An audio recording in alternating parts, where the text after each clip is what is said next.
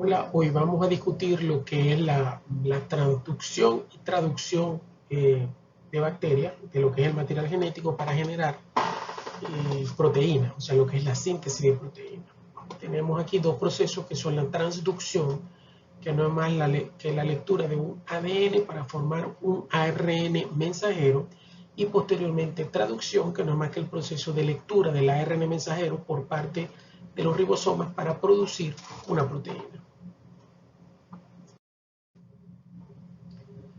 El ADN posee la información para la síntesis de ARN y proteína en regiones específicas, que es lo que uno denomina un gen. Un gen es una región que me codifica para una proteína, siguiendo este ejemplo por casualidad. El primer paso para expresar un gen es transcribirlo o copiarlo a un ARN a partir de una cadena de ADN. Ese primer paso es lo que se llama el proceso de transducción. El gen que codifica la producción de una proteína, o sea, ese ARN que es codificado a partir del gen, es lo que uno denomina un ARN mensajero, ya que es el que se encarga de llevar la información del gen al ribosoma, que es el que hace el proceso de traducción para sintetizar la proteína. Una vez en el ribosoma, que ya contiene la información, el ARN mensajero se traduce a una proteína. Entonces, vamos a decir que es un proceso de transducción donde leo un ADN para formar un ARN mensajero, que a su vez es posteriormente leído por un ribosoma para sintetizar una proteína. Esta lectura por parte del ribosoma es el proceso de traducción. Entonces, se denomina traducción ya que una secuencia de nucleótidos en el ADN se traduce a una secuencia de aminoácidos en una proteína. Por lo tanto, el ARN es traducido por el ribosoma a medida que éste se desplaza por la cadena de ARN mensajero a razón de 3 nucleótidos por vez. Recuerden que siempre hablamos de los tripletes. 3 bases nitrogenadas codifican un codón o una proteína. Cada secuencia de 3 nucleótidos es denominada codón y posee la información para un aminoácido específico. La asignación de cada posible codón a un aminoácido es lo que se denomina como el código genético. El código genético, como lo tenemos, acá tenemos el código genético. Fíjense, no es más que una tabla que nos dice qué aminoácido codifica cada uno de los tripletes de base o cada uno de los codones. Acá tenemos primera letra U, segunda letra U, tercera letra U, es este que está acá. U codifica para fenilalanina. Por ejemplo, ACU para tirosina, aquí tenemos AGU para serina. Entonces ustedes pueden ver acá que la mayoría de los codones, o todos los codones, codifican para un determinado aminoácido. Estos son los codones consentidos, tienen sentido porque codifican para un aminoácido. También tenemos codones sin sentidos, como son estos que están acá, son codones de parada, como son UAA, UAG y UGA. Estos 3 codones codifican o le indican al ribosoma que hasta allí es la síntesis de proteínas. No codifican para ningún aminoácido, sino que una vez que se forma todo el complejo de traducción, al llegar a uno de esos codones de finalización o de terminación, se separan todas las moléculas y cesa o se acaba la síntesis de proteínas.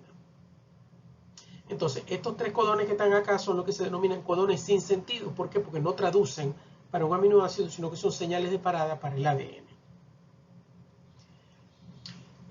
Podemos ver acá el tambaleo o la importancia que tiene el que haya una mutación a nivel del primer codón, del segundo codón o del tercer codón.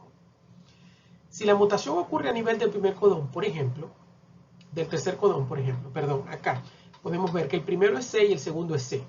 Sin importar cuál de los otros 4 coloque yo en la última posición, siempre va a codificar para prolina, en este caso para serina, tirosina, alanina, glicina. O sea que cuando la mutación se da en el tercer codón del triplete, produce muy pocos cambios o los cambios no son muy significativos. Caso contrario, se ocurre en el primer o segundo codón, donde allí sí me cambia completamente el aminoácido, y dependiendo del sitio donde esté ubicado ese aminoácido dentro de la estructura de la proteína, puede o no puede afectar la función de esa proteína.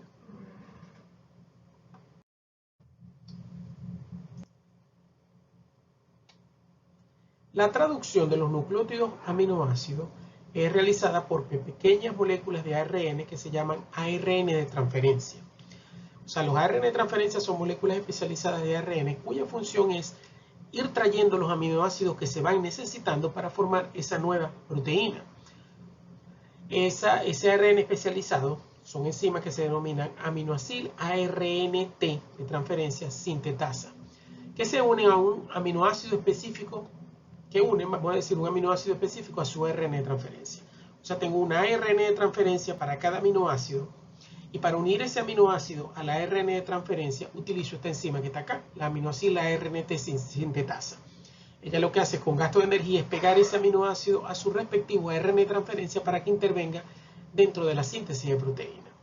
Cada ARNT o ARN de transferencia con su aminoácido se une a un codón específico en el ARN mensajero. A medida que el proceso se desplaza por el ribosoma y el aminoácido que posee es insertado en la proteína naciente, de esa manera se hace una proteína. Simplemente por complementariedad, el ARN de transferencia con el aminoácido se une al sitio donde le toca y se une al aminoácido anterior. El ARNT de transferencia se aparea con el codón que está en el ARN mensajero mediante una secuencia complementaria de 3 nucleótidos. Y vamos a decir, el ARN de transferencia tiene el anticodón, mientras que el ARN mensajero tiene el codón. Entonces la complementariedad de base entre el codón y el anticodón es lo que permite saber cuál es el aminoácido que va en esa posición. Las reglas de apareamiento entre estos son las mismas que para el apareamiento del ADN, a excepción de que el uracilo sustituye a la timina, o sea, guanina con citosina y adenina con uracilo. Son las mismas reglas básicas de apareamiento de los ARN, con la excepción de que la timina se sustituye por uracilo, que es la base nitrogenada que utiliza el ARN. En cuanto a la estructura y función del ARN, el ARN es muy similar, se parece mucho al ADN, ya que está compuesto por una cadena de nucleótidos. Sin embargo, el ARN, una de las diferencias estructurales principales es que posee ribosa en lugar de deoxirribosa, por eso que se llama ácido ribonucleico, mientras que el ADN se denomina ácido deoxirribonucleico, ya que el ARN tiene ribosa y el ADN posee deoxirribosa. El carbono 5 del anillo de ribosa está unido a un grupo OH y no a un grupo hidroxilo OH, perdón, el carbono 5 del anillo de ribosa está unido a un grupo hidroxilo, a un OH y no a un hidrógeno como sucede en la deoxirribosa, por eso que se llama deoxi. ¿Por qué? Porque en el carbono 5 le falta el oxígeno al ADN, mientras que la ribosa, que es la estructura de carbono que se utiliza en el ARN, tiene un grupo hidroxilo. Al igual que en el ADN, en el ARN los nucleótidos están unidos por uniones fosfato entre el carbono 5' de la ribosa y el 3 de la siguiente. O sea que es exactamente igual, tengo un esqueleto fosfocarbonado donde tengo azúcares que poseen una base nitrogenada y los azúcares entre sí están unidos por enlaces de fosfato. Este arreglo asegura, al igual que en el ADN, que los dos extremos de la cadena sean diferentes. El ARN también tiene dirección 5', 3', 3', 5'. O sea, el ARN tiene una dirección, al igual que el ARN.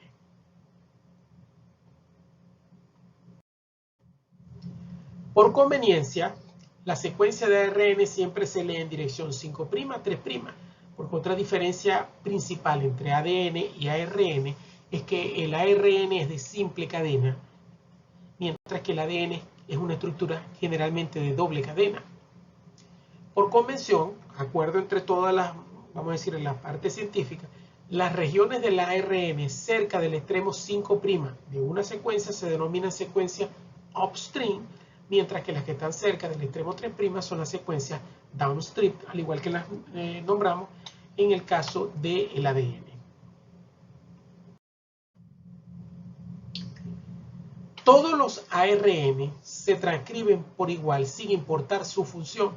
Todos se transcriben a partir de un molde de ADN, una cadena molde de ADN. Solo la secuencia de sus nucleótidos y sus longitudes son diferentes. Existen 3 tipos de ARN: ARN ribosomal, ARN de transferencia y ARN mensajero. Todos ellos se transcriben a partir de una cadena molde de ADN y lo que varían es en su estructura, sobre todo terciaria, y la longitud de esos fragmentos. El ARN, como les mencioné previamente, puede adoptar diferentes estructuras tridimensionales. La secuencia de nucleótidos en el ARN se denomina una estructura primaria cuando yo tengo una cadena simple de ARN. A diferencia del ADN, el ARN es de cadena sencilla, como se los mencioné.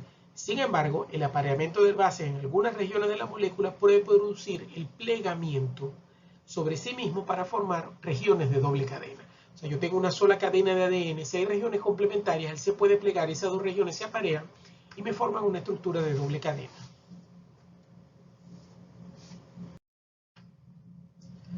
Esas regiones de doble cadena son denominadas estructuras secundarias del ARN. La estructura primaria es la cadena de ARN mensajero. Cuando se pliega sobre sí misma para formar otro tipo de estructura, es lo que nosotros conocemos como una estructura secundaria. Acá podemos ver un ARN en sentido 5', 3'. Acá podemos ver que tenemos la secuencia CA. Después seguiría U, C, G, G, C, A.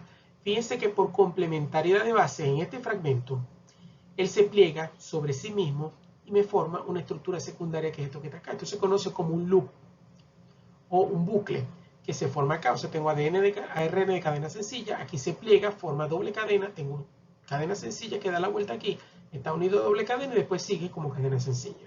Entonces, esto es una estructura secundaria del ARN. Él tiene la propiedad o la característica, la facilidad de hacer esto. Las reglas de apareamiento para el ARN de cadena doble difieren ligeramente de las del ADN. ¿En qué?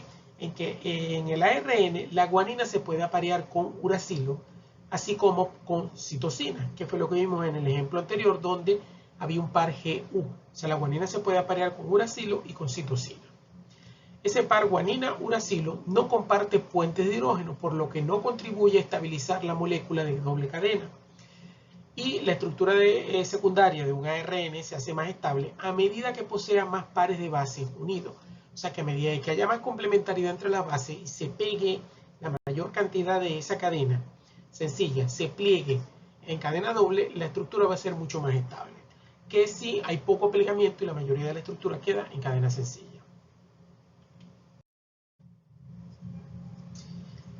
En cuanto a la estructura del ARN, las regiones de doble cadena del ARN creadas por apareamiento de bases cuando son complementarias son más rígidas que las regiones de cadena sencilla.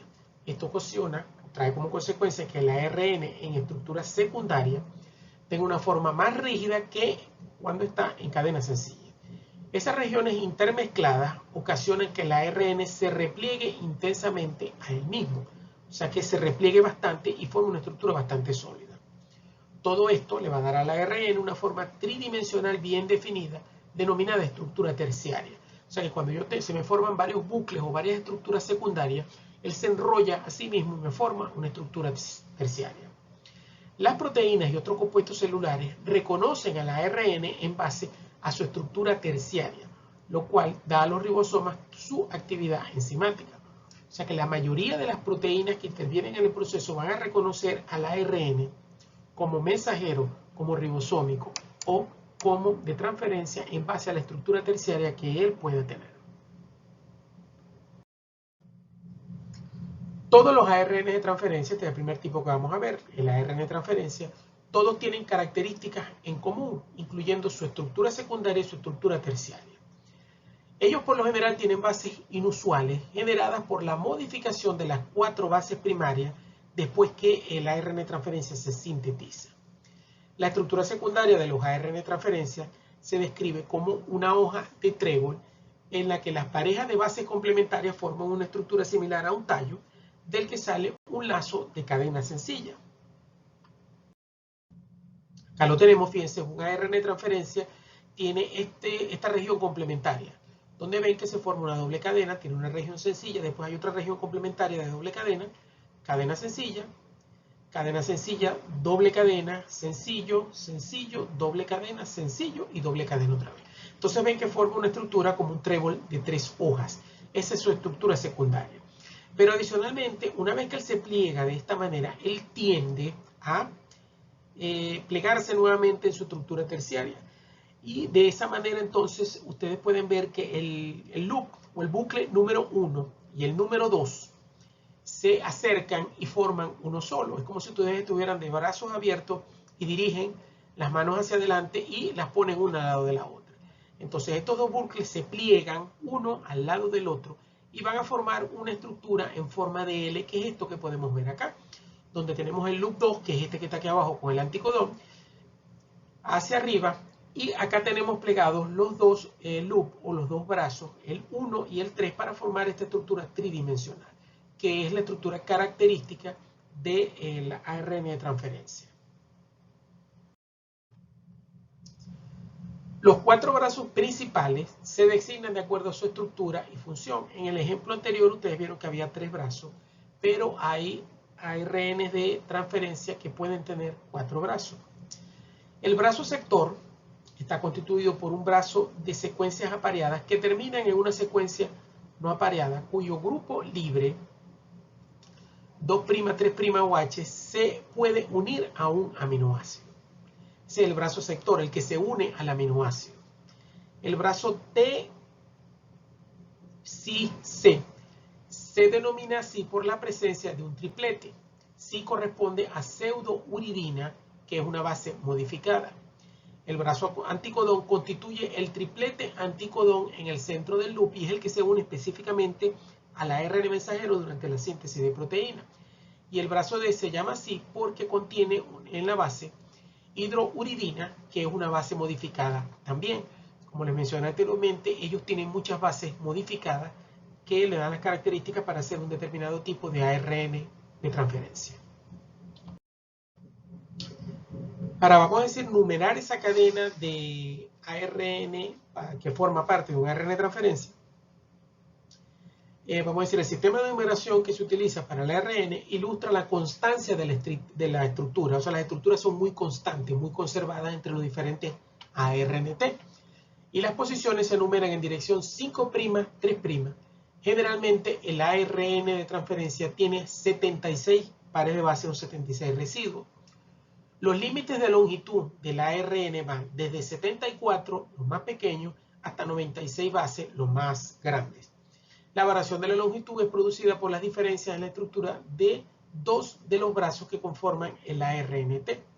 La longitud del brazo D varía hasta en 4 nucleótidos, o pares de base o residuos, y los nucleótidos complementarios en relación con la estructura más habitual son el 17'1, situado entre el 17 y 18, el 21 y 22, situados entre 20 y 21, y en los brazos D de menor tamaño puede faltar los codones o los residuos 17 y 18, por eso es que hay variabilidad, porque pueden faltar estos dos o se pueden incluir variantes entre, vamos a decir, del 17 y del 20.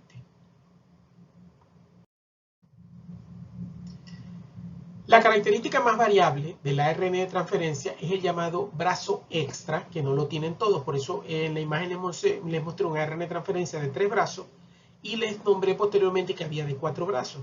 Hay algunos que tienen un brazo extra que se sitúa entre el brazo T, Si, C y el anticodón. Dependiendo de la naturaleza de ese brazo extra, los ARN de transferencia se pueden dividir en dos tipos.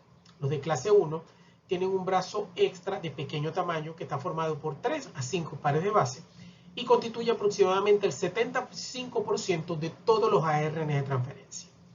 Mientras que los de clase 2 poseen un brazo extra grande que puede incluso ser más largo que el ARN de transferencia, puede ser el más largo del ARN, y está constituido por 13 a 21 bases con unos 5 pares de bases en el tallo. Las bases adicionales se numeran del 47'1 al 47'18, o sea que van entre la 47 y la 48, y se conoce hasta el momento cuál es el significado o para qué son buenos esos brazos. Los pares de bases que mantienen la estructura secundaria son prácticamente constantes, o sea, las regiones que se unen por complementariedad no varían. Varían son las regiones de cadena sencilla. Por lo tanto, dentro de un ARN de transferencia, la mayor parte de los pares de bases serán parejas convencionales de adenina, uracilo y guanina, citosina. Pero de forma ocasional se encuentran parejas guanina, uracilo, como les mencioné, guanina C y adenina C, que es una base modificada. Estos pares adicionales de bases son menos estables que los habituales, pero permiten que se forme un ARN con una estructura de doble hélice. Porque vamos a decir, no se forma un puente de hidrógeno entre guanina y uracilo, pero como las bases que están antes o después de ese par sí son complementarias, básicamente ellos tienen que unirse obligatoriamente por estar en el sitio donde están. Cuando se comparan las secuencias de los diferentes ARN de transferencia, las bases que se encuentran en algunas posiciones son invariables o conservadas. Casi siempre en esa posición se encuentra una base en concreto. O sea, como les dije, son muy estables. Otras posiciones se describen como semi-invariables porque parecen estar restringidas a un tipo de base, o a purina o a pirimidina, pero puede existir cualquiera de las bases en ese tipo de ARN de transferencia. Y cuando un ARN de transferencia se carga con el aminoácido correspondiente a su anticodón, se denomina un aminoacil ARNT. Eso quiere decir que es un ARN de transferencia que está cargado con su aminoácido específico que está descrito en el anticodón de ese ARN de transferencia. El aminoácido va a estar unido al ARN de transferencia por una unión estérica entre el grupo carboxilo y el grupo 2'3' hidroxilo de la ribosa en la base terminal 3' de la ARNT, que generalmente siempre es adenina. Entonces, el aminoácido se une en lo que uno denomina el sitio aceptor. Ese sitio aceptor es donde se une el aminoácido al ARN de transferencia. Hay por lo menos un ARN de transferencia para cada aminoácido, pero como ustedes pudieron ver en la tabla del código genético, hay aminoácidos que tienen 4 codones diferentes. Por lo tanto, tengo 4 ARN de transferencia diferentes para el mismo aminoácido. Un ARN de transferencia se identifica utilizando como superíndice la abreviatura de 3 letras del aminoácido correspondiente. Si existe más de un ARN de transferencia para el mismo aminoácido, se utilizan números en el subíndice para distinguirlo. Por ejemplo, ARNT de transferencia para tirosina, y esto que está acá es un ARNT de transferencia del tipo 2 para tirosina. Es la nomenclatura que se utiliza. Un ARN de transferencia que ya está cargado o que ya transporta un aminoácido, o sea, un aminoacil ARNT, se indica por un prefijo que identifica al aminoácido. A la ART quiere decir que es un ARNT de transferencia que está cargado con alanina, se escribe o se describe como ARNT ALA, porque quiere decir que es un ARN de transferencia que está cargado o está transportando a su aminoácido. La estructura secundaria de cada ARN de transferencia se pliega en forma de una estructura terciaria, como les mencioné, compacta, en forma de L, en la que el extremo 3' se une al aminoácido, está lejos del anticodón que se une al ARN mensajero. Recuerdan la estructura terciaria en forma de L, donde en la parte inferior de la L teníamos el anticodón, mientras que en la parte superior teníamos los otros dos brazos unidos. Allí es donde se une el aminoácido. Por lo tanto, tengo entonces en las dos puntas, en una es el anticodón, que es el que se une al ARN mensajero, y la otra punta o el otro extremo es donde se carga o se une el aminoácido específico. Todos los ARN de transferencia tienen la misma estructura terciaria general, pese a que se distinguen por variaciones individuales en cuanto a la estructura.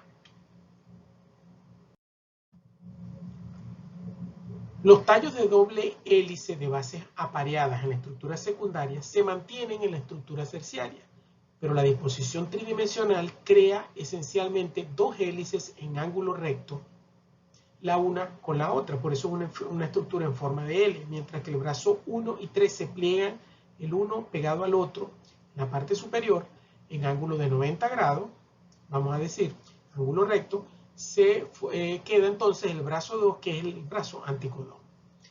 El brazo aceptor y el TCC forman una doble hélice, mientras que el brazo D y el anticodón forman otra. Recuerden que el brazo D o es muy pequeño o no existe en muchos ARN de transferencia. La región entre la doble hélice, donde se hace el ángulo de la figura en L, contiene el brazo TCC y el brazo D.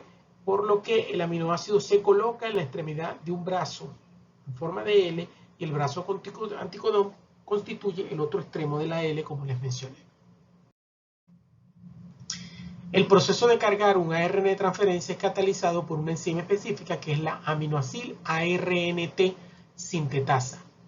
Existen por lo menos 20 aminoacil ARNT transferasa diferentes para cada aminoácido, porque hay 20 aminoácidos.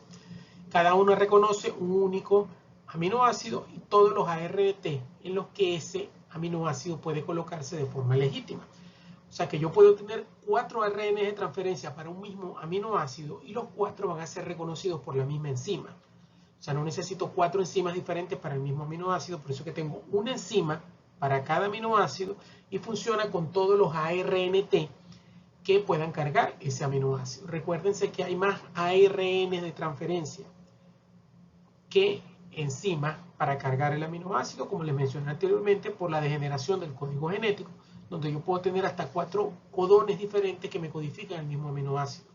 Lo que quiere decir que tengo 4 aminoácidos diferentes, 4 RNT, perdón, de transferencia diferentes para ese aminoácido, pero la misma enzima los reconoce a los 4 y los puede cargar con el aminoácido.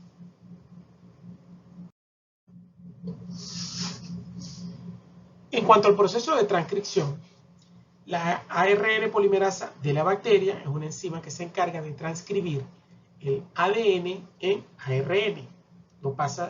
Lee un ADN para generar un ARN. En la bacteria, la misma ARN polimerasa sintetiza todos los tipos de ARN, tanto el mensajero como el de transferencia, como el ribosomal. Solamente los fragmentos de Okazaki que se sintetizan con ARN durante la replicación de la molécula de ADN son sintetizados por una ARN polimerasa diferente.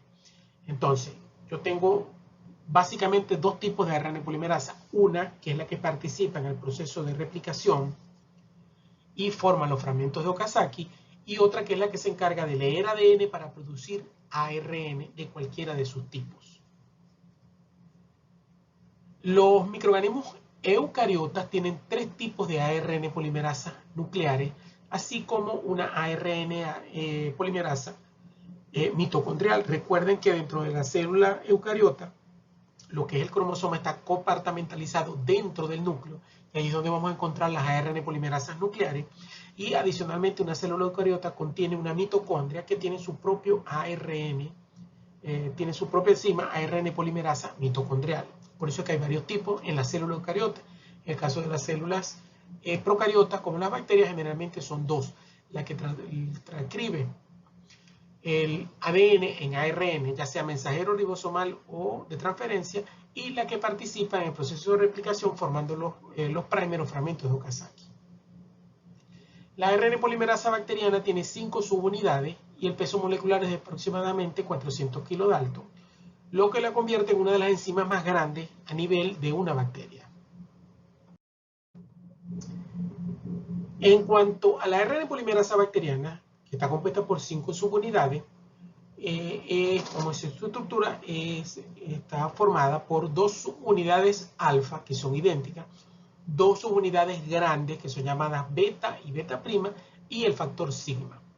Las subunidades alfa, beta y beta prima son parte permanente de lo que es el core o el núcleo de la ARN polimerasa, mientras que el factor sigma solo se requiere para la iniciación de lo que es el proceso de transcripción. Entonces aquí tenemos el core de la enzima, son 2 unidades alfa idénticas y tengo además una subunidad beta y beta prima. Cuando el factor sigma se une al core de la enzima es que la enzima pasa a formar lo que se conoce como la holoenzima y es cuando se da el proceso de transcripción. Una vez que arranca el proceso, el factor sigma puede ser liberado y la enzima continúa hasta que finalice el proceso de transcripción.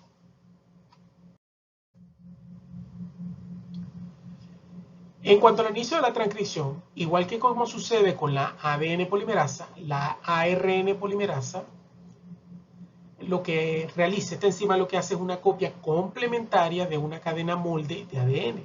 Esta cadena la construye al unir el extremo 5' de un ribonucleótido al extremo 3' de uno existente. O sea que trabaja exactamente igual que en el caso del ADN. Ya trabaja en dirección 5', 3'. Por lo tanto, aquí tenemos un ADN molde.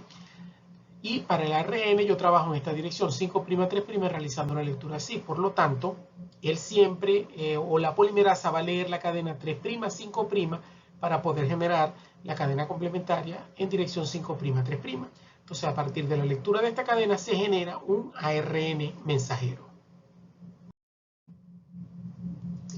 A diferencia de la ADN polimerasa, la ARN polimerasa no necesita un primer existente o preexistente para iniciar la síntesis de proteínas de una nueva cadena de ARN. Recuerdan en el proceso de duplicación del ADN, la ADN polimerasa siempre necesita un primer, que generalmente es un primer de ARN que crea la ARN polimerasa, para que a partir de allí, en dirección 5', 3', empiece a incorporar la polimerasa nucleótidos de ADN. En el caso de la ARN polimerasa, no es necesario que exista ese primer preexistente para ella arrancar. Ella puede arrancar sola a producir o a copiar o a traducir, ese ADN en ARN. El ARN se transcribe solo y únicamente a partir de ciertas regiones selectas o específicas del ADN. La ARN polimerasa comienza la síntesis de una cadena de ARN a partir de ciertos sitios del ADN en lugar de formar una molécula completa. O sea, yo cuando voy a leer y a formar una ARN a partir de un ADN, no es como en el proceso de replicación donde yo copio todo el cromosoma, no. Aquí copio solo un fragmento. Y ese fragmento va a ser el gen de interés que necesito generar la proteína que voy a necesitar en ese momento. Esas regiones de ADN es lo que se llaman los promotores. La ARN polimerasa se une al promotor de ese gen. Esta enzima reconoce timina o citosina de la región promotora como punto de inicio de la transcripción, por lo que se genera entonces, por lo que generalmente la primera base de una cadena de ARN siempre es A o siempre es G. ¿Por qué? Porque reconoce a estos dos nucleótidos en el promotor y las bases complementarias de la timina es la adenina, de la citosina es la guanina.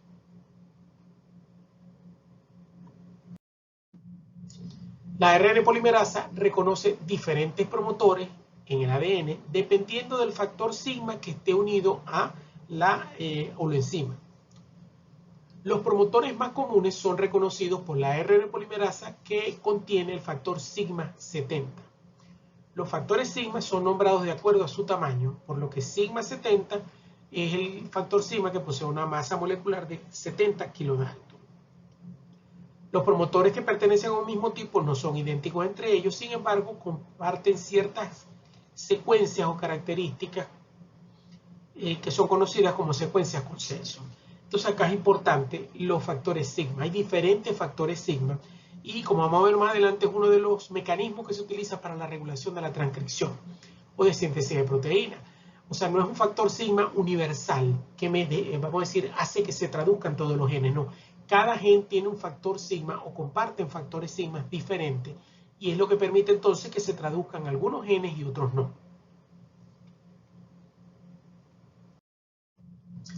Acá tenemos la región del promotor. Fíjense, el promotor está conformado por una región ubicada a -10 del origen de transcripción. El origen de transcripción es donde comienza a sintetizarse el ARN mensajero. Resulta que el promotor está ubicado, es la región que está ubicada antes del sitio de transcripción, de inicio del sitio de la transcripción. Por lo tanto, una región que está ubicada más o menos 10 pares de base antes del inicio de la transcripción es lo que se conoce como la región -10. Después hay una región espaciadora con otras bases y tenemos también una región -35. Esas dos regiones son las que se reconocen específicamente para comenzar a unirse las enzimas allí para realizar la síntesis del ARN mensajero.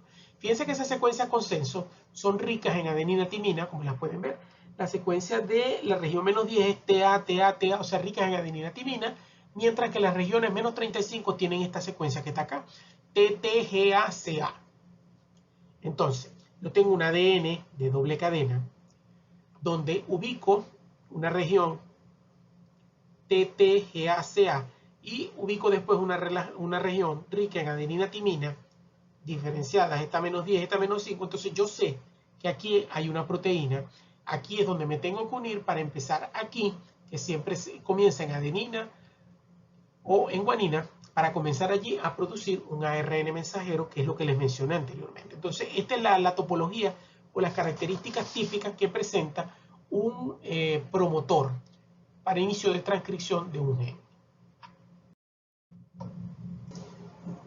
Como les mencioné entonces, para el inicio de transcripción, el promotor tiene dos regiones que son muy importantes. Una región corta, rica en adenina, timina, ubicada 10 pares de base upstream, o sea, hacia la izquierda del sitio de inicio de la transcripción, conocida como la secuencia menos 10. Y una región ubicada a 35 pares de base upstream, o sea, antes del sitio de inicio de la transcripción, llamada secuencia menos 35. La ARN polimerasa debe unirse a ambas secuencias para iniciar entonces la transcripción y producir el ARN mensajero. Para comenzar la transcripción, la ARN polimerasa se une a las secuencias del promotor, la caja menos 10 y menos 35, y separa las cadenas de ADN exponiendo sus bases. Ella se une allí y separa el ADN. La ADN polimerasa requiere de la helicasa para separar la doble cadena, mientras que la ARN polimerasa realiza esto por sí misma. Entonces, mientras que en un proceso de replicación normal de un cromosoma, la polimerasa necesita una helicasa que separe las dos cadenas para poder copiarla, la ARN polimerasa acá reconoce el sitio y ella sola tiene actividad helicasa y por sí misma es capaz de separar las dos cadenas. Durante la polimerización del ARN, un ribonucleótido trifosfato complementario al nucleótido en el sitio de inicio de la transcripción se une al molde. El segundo ribonucleótido se aparea con la próxima base complementaria en el ADN molde. O sea, el proceso es exactamente igual a la de la duplicación del ADN, pero incorporando nucleótidos trifosfatos con ribosa como azúcar, en lugar de deoxirribosa como en el ADN. Aquí se incorporan ribonucleótidos porque tienen ribosa. Y no, vamos a decir, a la adenina no se le aparea una timina, sino un uracilo. Entonces, la ARN polimerasa cataliza la reacción en la que el fosfato alfa del segundo nucleótido se une con el extremo 3' hidroxilo libre del primer nucleótido, luego el tercero y así sucesivamente, al igual que como sucede con la replicación del ADN. La cadena de ADN copiada se denomina cadena transcrita, mientras que la otra cadena con la misma secuencia de ARN se llama la cadena codificante. O sea, yo leo la cadena transcrita. Esa cadena transcrita me va a dar un ARN mensajero, a partir del cual voy a sintetizar la proteína. Entonces, la cadena que no leo es la cadena codificante. ¿Por qué codificante? Porque esa es la que tiene las secuencias de, vamos a decir, los codones que me van a permitir incorporar los aminoácidos que deben formar parte de la proteína. ¿Qué sucede? Que esa cadena codificante no la puedo leer. Si yo leo la cadena codificante, la secuencia que voy a formar es contraria a ella. Por lo tanto, no voy a copiar esa cadena, sino que tengo que copiar la cadena contraria a ella. ¿Para qué? Para que al copiarla, el ARN mensajero sea idéntico o igual a la cadena codificante. Recuerde que las cadenas son complementarias y antiparalelas. Acá tenemos una molécula de ADN de doble cadena en negro. Dice que yo tengo mi cadena codificante, es esta que está acá, es la que tiene la secuencia para producir una proteína, mientras que la cadena que yo copio es esta, que es la cadena molde, es la que voy a leer para producir ARN mensajero.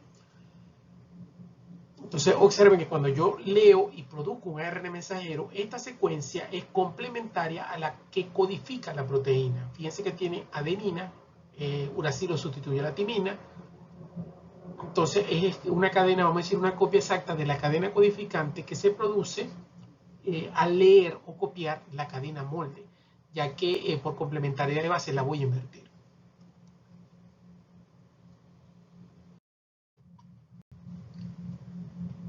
Entonces se da la iniciación, pasamos a la etapa de polimerización. En la iniciación, recuerden, es la ARN polimerasa, reconoce el promotor, reconoce la región menos 10, menos 35, abre el ADN de doble cadena y separa las dos cadenas para poder copiar la cadena que va a leer. a medida que la cadena de ARN comienza a crecer, comienza a unirse nucleótidos producto de la lectura de la cadena molde, la polimerasa libera el factor sigma. Recuerden que el factor sigma se necesita únicamente para reconocer al promotor y comenzar el proceso. Una vez que arranca, el factor sigma es liberado y quedan solamente las dos subunidades alfa, beta y beta prima trabajando. Entonces las 4 subunidades restantes continúan moviéndose a lo largo de la cadena de ADN en dirección 5', 3'. Durante el proceso de transcripción se forma una abertura de aproximadamente 18 pares de base, que es lo que se denomina la burbuja de transcripción, muy parecida a la que vimos en el proceso de replicación, que era la burbuja de replicación. La cadena de ARN en elongación, a la que se están incorporando nucleótidos, y la cadena complementaria de ADN se van a parear entre sí y van a formar entonces un híbrido ADN-ARN, el cual posee una estructura de doble hélice similar a la de una molécula de ADN de cadena doble. O sea que mientras se hace la elongación, se va formando un híbrido donde una cadena es de ADN, que es la que estoy copiando, y una cadena es de ARN, que es la que estoy sintetizando nueva. Y forman una estructura de doble hélice similar a la del ADN. Cuando finaliza o termina el proceso de polimerización, una copia complementaria, antiparalela o transcrito es una copia de la región codificante que yo quise determinar en mi ADN. Fíjense como les mencioné, esta que está aquí es una copia de esta región codificante que no es más que el gen que quiero transcribir para producir una proteína. En cuanto a la finalización, o sea, en la iniciación comenzamos a elongar toda la cadena. ¿Hasta qué punto o hasta dónde voy a elongar yo o voy a copiar ese ADN para formar un ARN mensajero? Cuando la ARN polimerasa ha iniciado la transcripción a nivel del promotor, continúa unida al ADN, polimerizando los ribonucleótidos hasta encontrar un sitio de terminación de la transcripción en el ADN. O sea, hay un sitio que le dice hasta aquí es la proteína o hasta acá es lo que vas a copiar. Esos sitios de terminación no necesariamente se encuentran ubicados al final del gen individual. En la bacteria, más de un gen es transcrito en un solo ARN mensajero, por lo que el sitio de finalización de la transcripción no se encuentra necesariamente donde termine ese gen, sino que está ubicado, por ejemplo, mucho tiempo después de ese gen, porque los genes en bacterias generalmente son policistrónicos.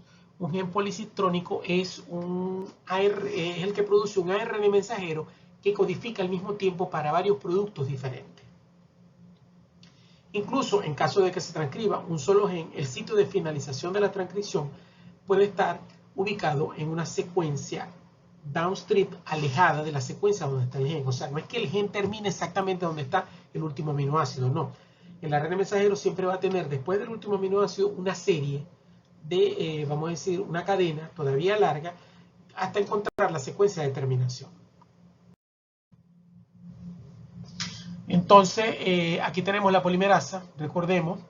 La polimerasa reconoce el promotor región -35, -10, se une el factor sigma, vamos a decir afianza y le dice a la polimerasa aquí vamos a comenzar.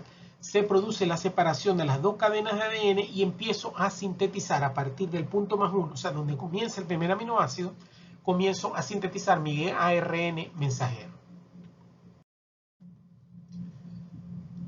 Sigo incorporando nucleótidos, voy, vamos a decir, leyendo y copiando mi ADN para producir mi ARN mensajero. Fíjense que aquí tengo el híbrido entre ADN, ARN, dentro de la burbuja de transcripción.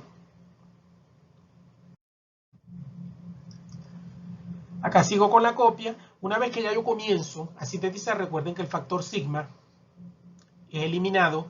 De las 5 subunidades quedan 4, entonces las 2 alfa, que son idénticas, beta prima y beta. Se libera el factor alfa. Él sigue replicando y copiando ese ADN, produciendo un ARN mensajero hasta que llega a una región de terminación que le dice hasta aquí. Allí se termina la replicación, se libera la polimerasa y se libera el ARN mensajero que fue copiado a partir del ADN.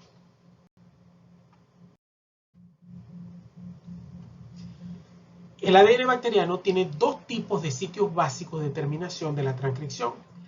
Y vamos a decir, son mecanismos factores dependientes y mecanismos factores independientes. La terminación de la transcripción factor independiente se caracteriza porque tiene dos secuencias inversas repetidas, una detrás de la otra, que se leen en direcciones opuestas en cada cadena. Son dos secuencias inversas repetidas porque se leen en direcciones opuestas en cada cadena.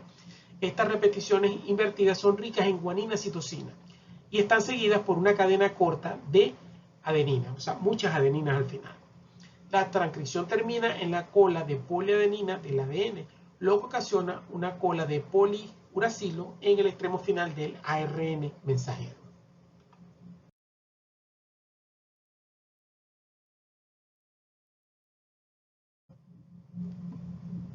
Los pares de bases adenina-uracilo que se forman son menos estables que los pares adenina-timina en el ADN original, por lo que la ARN polimerasa y el ARN de manera espontánea se separan del ADN, terminando de esta manera la transcripción de la síntesis de proteína. Aquí hay dos secuencias inversas repetidas, fíjense. GCCTC, GCCTC. Son secuencias que se leen en direcciones opuestas en dos cadenas diferentes. Son secuencias inversas repetidas. Esto quiere decir que cuando se transcribe esta región de acá, yo voy a tener aquí está la secuencia. Están dobles en las dos cadenas. Fíjense que aquí hay una y aquí hay otra. Como son inversas, son complementarias la una con la otra. Y se me forma este loop o este bucle que está acá. Y como les mencioné, en la región de terminación, que es rica en estas secuencias conservadas, guanina, citosina, después viene un montón de adenina que se lee y que se traduce en uracilo, ¿verdad? Una cola de uracilo.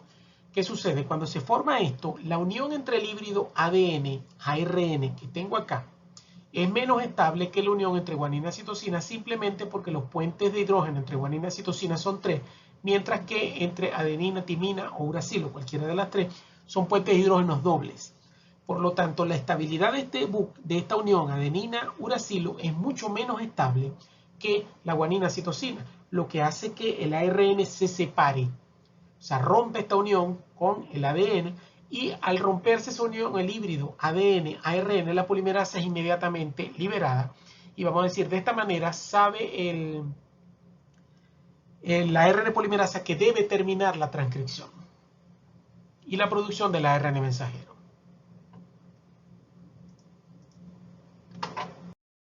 Entonces, como vimos anteriormente, esa es la terminación factor independiente. Existe otro tipo de finalización, que es la terminación factor dependiente, donde no hay o existe muy poca secuencia consenso en lo que es la estructura del ADN y la copia que se hace del ARN. Y, por ejemplo, en el caso de Escherichia coli, la terminación de la transcripción factor dependiente está muy bien estudiada. Se han descrito 3 factores de terminación de la transcripción: el factor Rho, el factor Tau y el NUSA.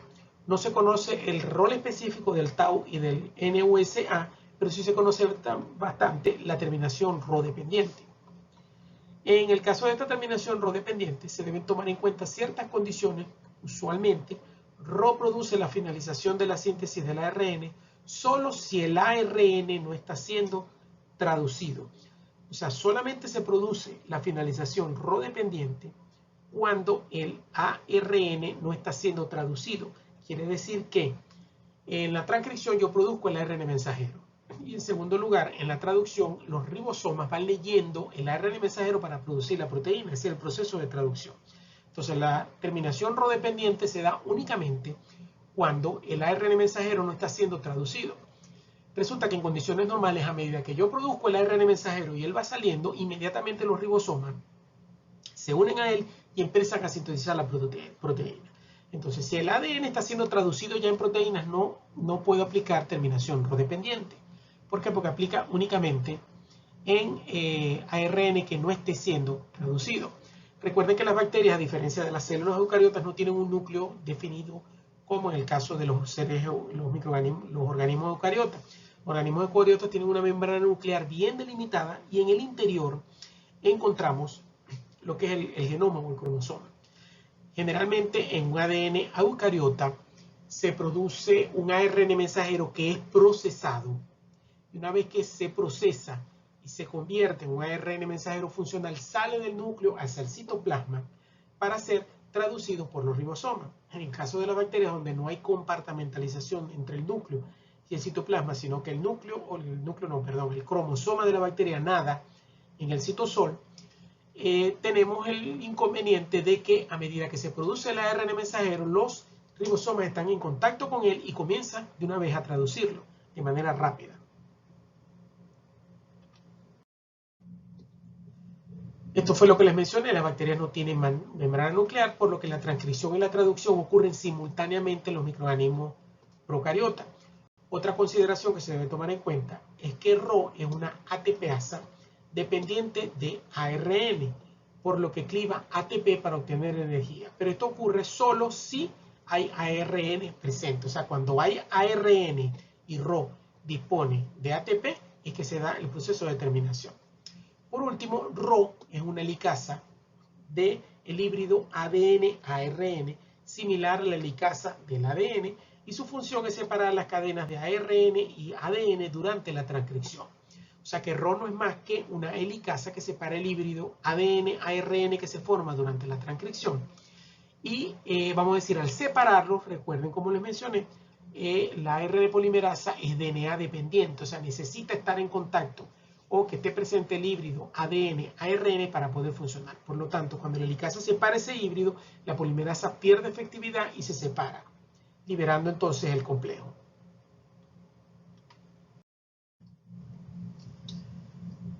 La transcripción, para finalizar una transcripción, Rho se une a ciertas secuencias del ARN antes de que la ARN polimerasa llegue al sitio de terminación Rho dependiente, un sitio específico donde se encuentra una secuencia que facilita la terminación de la transcripción. Estas secuencias son las secuencias RUT, Rho Utilization Site, es el acrónimo. No están bien caracterizadas, pero poseen grandes cantidades de citosina y no poseen una estructura secundaria. Si estas secuencias están siendo traducidas, la proteína P no puede unirse a las secuencias RUT, ya que los ribosomas están ocupando el sitio de reconocimiento de unión. Sin embargo, si no hay ribosomas traduciendo esa región, la proteína Rho se une al ARN mensajero y se mueve en dirección 5', 3' buscando la polimerasa para separarla y romper el híbrido ADN-ARN. Entonces, por eso es que se dice que la terminación Rho dependiente se da única y exclusivamente cuando no hay traducción de la proteína por parte de los ribosomas. Ese movimiento de la helicasa requiere energía y Rho lo obtiene a partir del clivaje de ATP.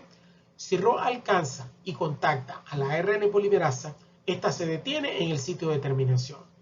O sea, Rho llega y marca a la polimerasa y le dice detente en el sitio de terminación.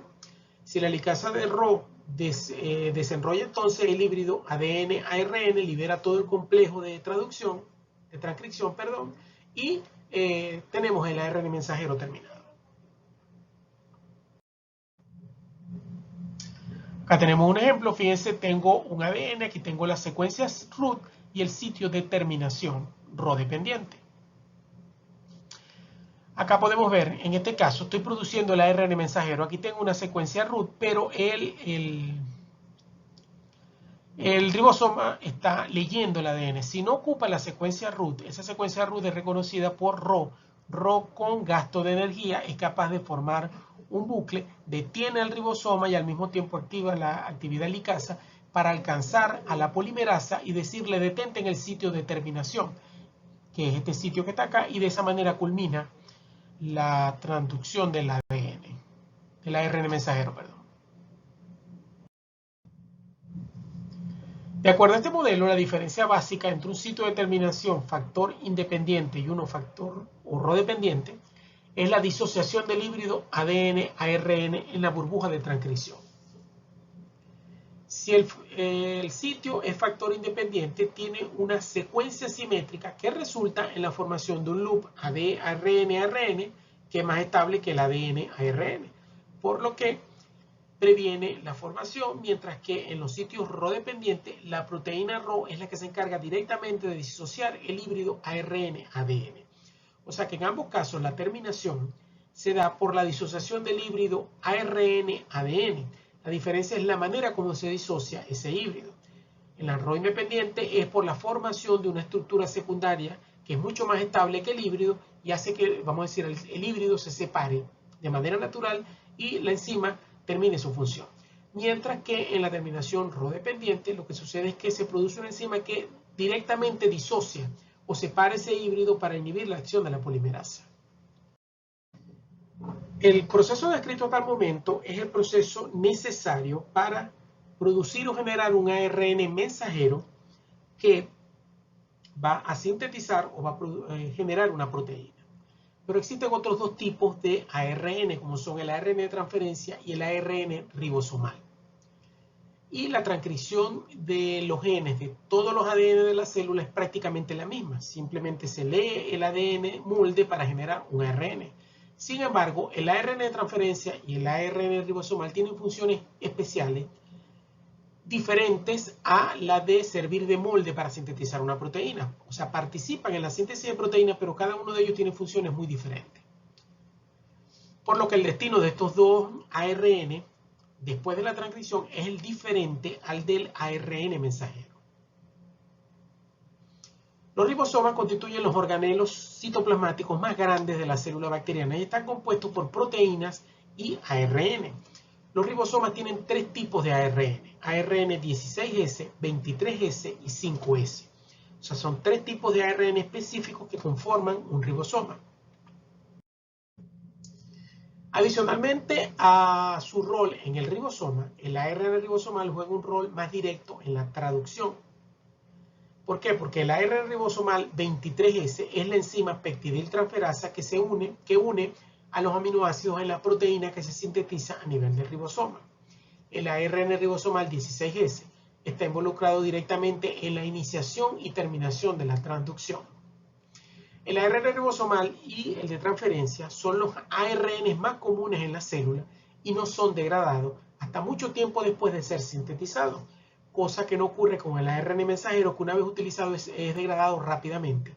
Estos dos son mucho más estables. Y los ribosomas son el lugar donde se realiza la síntesis de la proteína, por lo que las células pueden incrementar su tasa de crecimiento al incrementar el número de ARN ribosomal. Eso quiere decir que cuando yo produzco ARN ribosomal y ARN de transferencia, produzco grandes cantidades de ellos, mientras que de ARN mensajero produzco una muy pequeña cantidad, porque lo que va a sintetizar es una proteína. Mientras que los otros dos están involucrados en todo lo que es la síntesis de proteínas, sobre todo que cuando yo tengo un ARN mensajero, varios ribosomas al mismo tiempo pueden leer el mismo ARN mensajero para producir cada uno de ellos una proteína a partir del mismo molde de ARN mensajero. Por eso que los ribosomales y los de transferencia se encuentran en una cantidad mucho mayor y son mucho más estables que el ARN mensajero.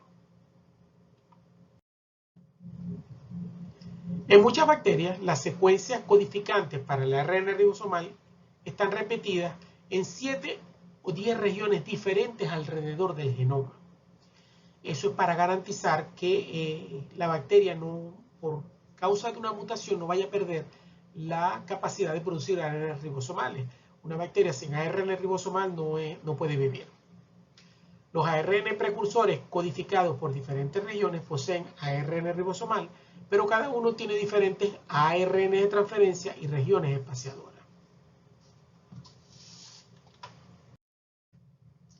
Acá tengo, por ejemplo, ARN 16S, 23S, 5S y aquí tengo un ARNT.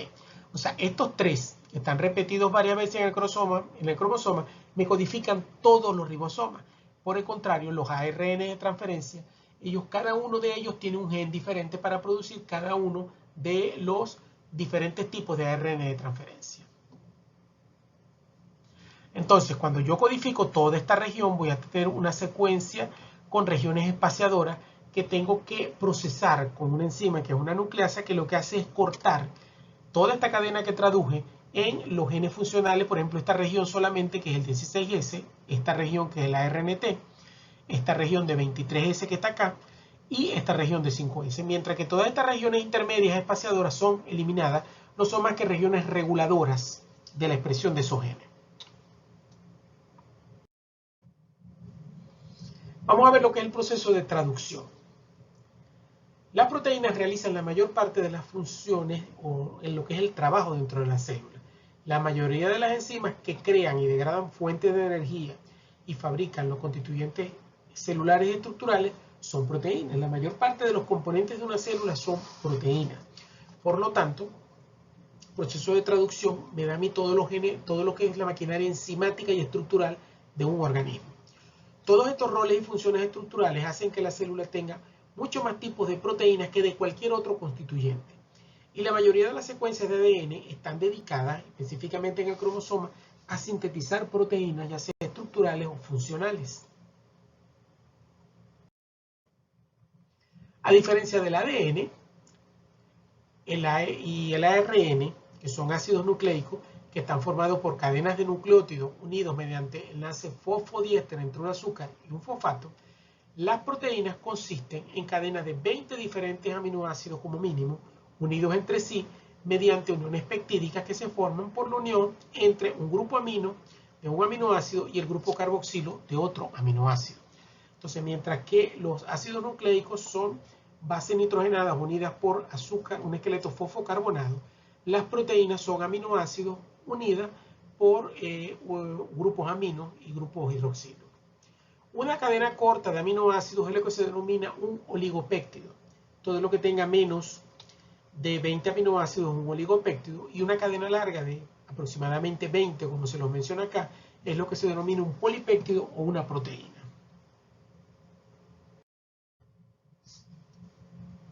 Acá tenemos la estructura de la proteína. Fíjense, tengo un extremo amino de un aminoácido y un extremo carboxilo acá. Acá tengo otro aminoácido con un extremo amino, NH2, y un extremo hidroxilo, OH.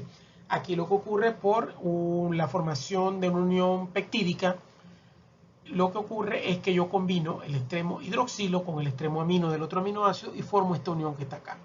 Aprovecho de una vez para decirles que toda proteína tiene un extremo amino, que es este que está acá, y un extremo carboxilo, que es este que está acá.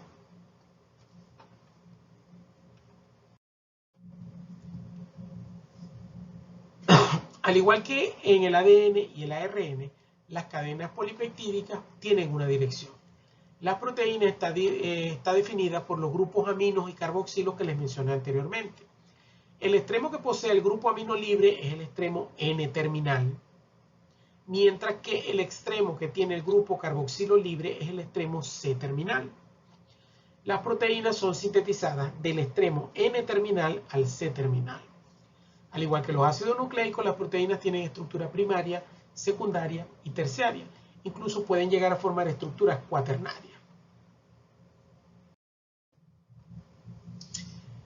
En cuanto al ribosoma, los ribosomas son unos organelos bastante complicados presentes en la célula bacteriana y están constituidos tanto por ARN ribosomal como por proteínas. El ribosoma completo es lo que se denomina el ribosoma 70S. En el caso de los procariotas de la bacteria tiene dos subunidades, una subunidad 30S que está formada por ARN ribosomal 16S y una unidad 50S que está formada por ARN ribosomal 23S y 5S. Entonces, tengo dos subunidades, una 30S y una 50S. Ustedes dirán, pero 50 y 30 es 80, pero el ribosoma completo es 70S, no es 80S, en el caso de los procariotas. Esa denominación se debe a las unidades SVEM, son unidades de centrifugación. O sea, cuando la subunidad menor se centrifuga, migra hacia un patrón de 30 SVEM, mientras que cuando se centrifuga en un gradiente diferencial la subunidad mayor, migra a un gradiente de 50 SVEM. Pero cuando las dos subunidades están juntas y se centrifugan, migran diferencialmente a un patrón de 70 SVEMs y no de 80. O sea que la migración de la molécula completa no es igual a la suma de las partes individuales. Entonces, cada subunidad además posee proteínas ribosomales. La subunidad 30S tiene 21 proteínas diferentes, mientras que la 50S tiene 31 proteínas diferentes. Entonces, las subunidades 50S y 30S normalmente se encuentran separadamente en la célula y solamente se unen para formar el ribosoma 70S durante la traducción de un ARN mensajero. O sea que yo siempre tengo a nivel de citoplasma subunidades 30S y subunidades 50S. En cuanto hay un ARN mensajero es cuando esas dos subunidades se ensamblan y forman el ribosoma como tal, el ribosoma completo o el ribosoma 70S. Las dos subunidades juegan roles muy diferentes en la traducción. La subunidad 30S se une a la ARN mensajero e inicia la traducción. Luego la subunidad 50S se une a la 30S que ya está unida a la ARN mensajero para formar el ribosoma 70S. La molécula completa entonces se mueve a lo largo del ARN mensajero, permitiendo a los anticodones de la ARN de transferencia aparearse con los codones del ARN mensajero y traducir la cadena de ácido nucleico en un polipéptido. O sea, el ribosoma va leyendo cada uno de los codones e incorporando cada uno de los aminoácidos para formar el polipéptido. Después que la cadena polipeptídica está completada, el ribosoma se separa nuevamente en sus dos subunidades 30S y 50S para que estén disponibles en cualquier momento para cuando se genere un nuevo ARN mensajero. Acá tenemos una subunidad, perdón, aquí tenemos los tres ARN ribosomales. Uno está conformado de la subunidad mayor, la 50S, por ARN ribosomal 23S y 5S, mientras que la subunidad menor 30S está formada por ARN ribosomal 16S. Acá están las proteínas asociadas hasta 31 en la subunidad 50S, hasta 21 en la subunidad 30S, y cuando las dos se unen es que forman el ribosoma completo 70S. En cuanto a la síntesis de proteínas, cada 3 nucleótidos van a formar un codón en el ARN mensajero que codifica entonces un aminoácido específico. Debido a que un codón está formado por 3 nucleótidos, un ARN mensajero puede ser traducido en 3 marcos de lectura diferentes en cada región. Generalmente, el codón de iniciación establece el marco de lectura de la traducción. Cuando se inicia esa traducción, el ribosoma se mueve 3 nucleótidos cada vez, salta de 3 en 3 en la región codificante del ARN mensajero para ir incorporando los aminoácidos. Si la traducción ocurre en el marco de lectura adecuado, la traducción está en el marco 0 para esa proteína, que es el marco adecuado. En ocasiones, la traducción ocurre en un marco de lectura errado, ya sea por desplazamiento de un nucleótido hacia atrás, que es lo que llamamos -1, o desplazamiento hacia adelante, que es lo que llamamos +1. Los cambios en el marco de lectura de la traducción pueden ocurrir aún después de iniciada la traducción. Acá tenemos, para que entiendan un poquito mejor los marcos de lectura. Aquí tenemos un ADN donde tenemos el promotor, el terminador, y aquí tengo mi ARN mensajero. Ese ARN mensajero produce este polipéptido que está acá con su extremo N-terminal y su extremo C-terminal. Entonces, yo puedo comenzar la lectura acá en el marco 1. El marco 1 de lectura, yo tengo aquí un codón que me traduce, pero ya el 3, GAU, es un codón de terminación. Tengo acá, en el segundo caso, no comienzo a leer acá, sino que comienzo a leer acá. Este triplete que está acá, un aminoácido, pero aquí tengo AAU, es un codón de terminación. Se acabó la proteína. Y si utilizo otro marco de lectura, donde leo aquí estas tres, leo aquí, voy codificando aminoácidos hasta que llego aquí, AAU, que es otro codón de terminación. Entonces, el marco de lectura del ARN mensajero me va a indicar a mí de qué manera se va a leer la proteína. Entonces, es importante arrancar en el punto 0 para que se codifique correctamente la proteína, ya que si me desplazo uno hacia adelante o uno hacia atrás, voy a generar una proteína anómala o proteínas que se interrumpen antes de terminar por la aparición de algún codón de iniciación, de terminación, perdón.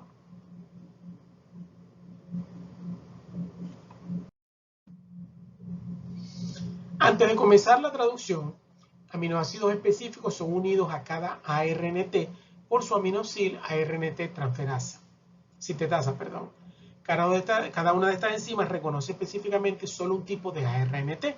Recuerden que son 20 sintetasas, ellas se encargan de cargar cada uno de los ARN de transferencia con su aminoácido respectivo para que estén disponibles para el proceso de traducción. Luego, ese ARNT con el aminoácido se une a una proteína que es el factor TU, que es el factor de elongación de la traducción. Durante la traducción, el ribosoma se mueve 3 nucleótidos a la vez, permitiendo a los ARN de transferencia irse apareando por complementariedad de base con el codón y su anticodón para ir incorporando los aminoácidos respectivos.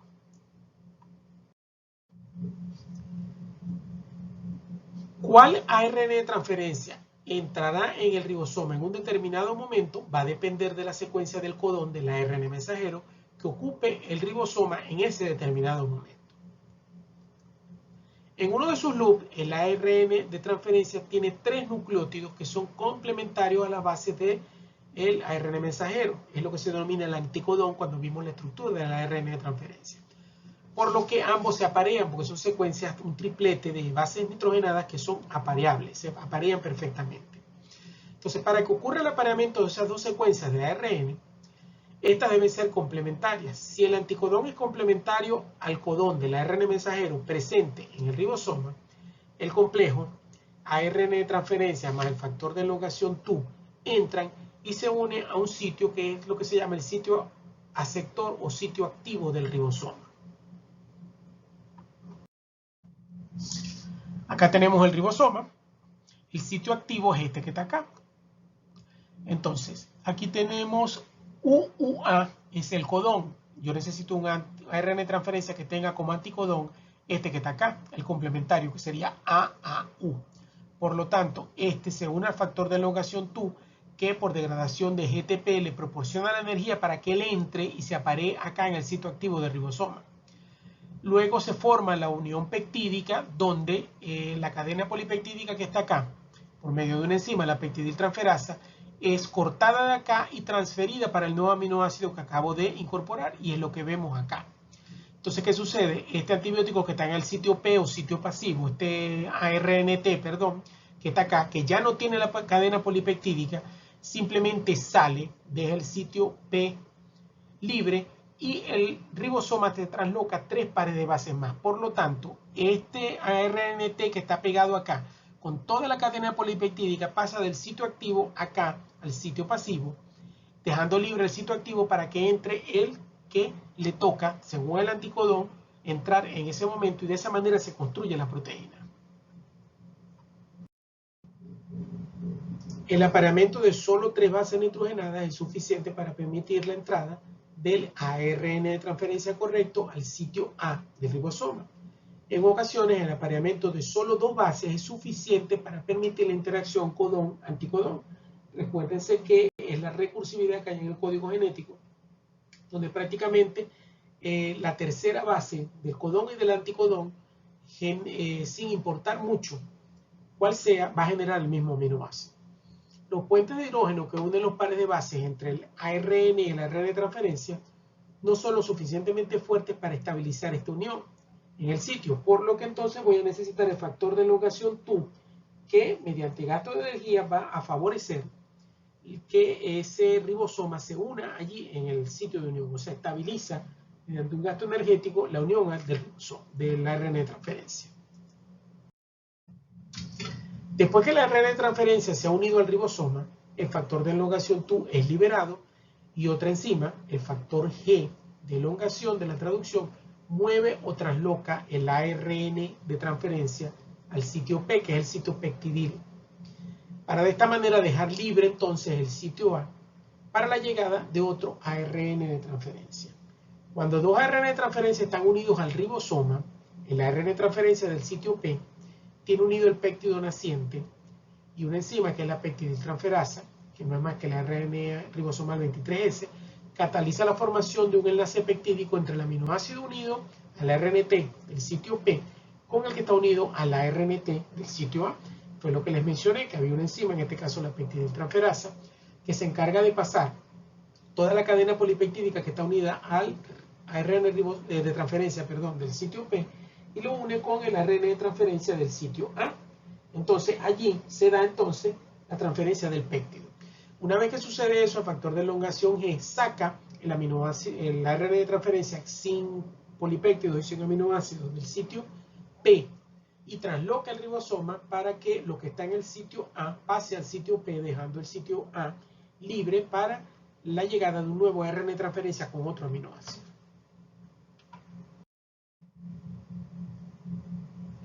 Hasta lo que les mencioné, el factor de elongación G trasloca el ARN de transferencia y el polipéptido del sitio A pasa al sitio P, se libera el sitio A para que llegue el próximo ARN de transferencia.